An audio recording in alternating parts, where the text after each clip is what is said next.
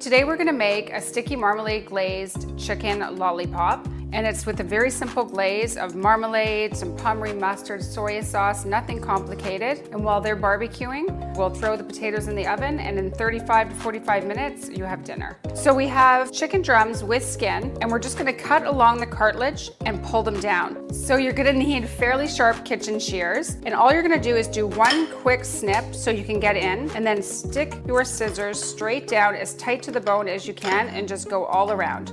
So you just keep turning it until you feel like you've got all the cartilage cut. And just use your muscles and pull it down so you see the bone, and you've got this beautiful ball at the end. And it will stand up for you even after cooked. So all we're gonna do is season it with just a tiny bit of salt and pepper. The glaze has a lot of flavor, so we don't really need to add a lot to the chicken as it goes on.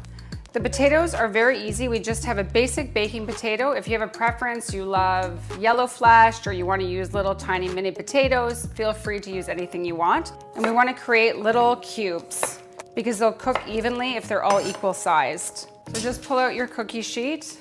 We'll toss them on there. A little bit of seasoning salt and a touch of olive oil. And then with a spoon, we'll just give them a nice mix, and you'll see that the orange of the seasoning salt will coat them. And then we'll throw them in the oven.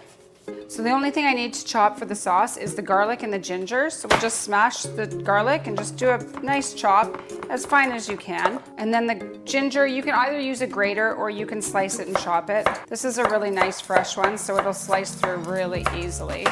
So we're just gonna set the stovetop to about medium. And we're gonna add some butter and then some pommery mustard.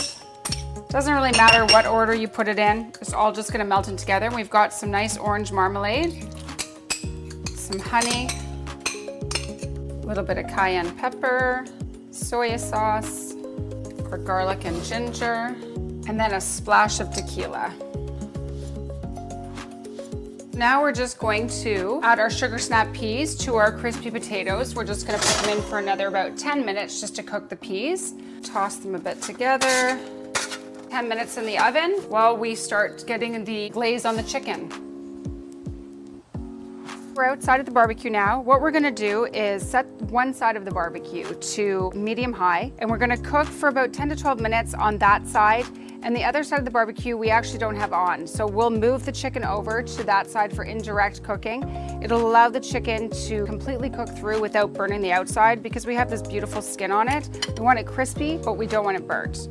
So now we're just gonna take the glaze that we made inside, and the first step, we'll just add just a little bit to it at the very end. Because of the sugar content in here, it will burn and flare up on you really quickly. So let's get them just nicely coated and then do a quick spin, and then we're done.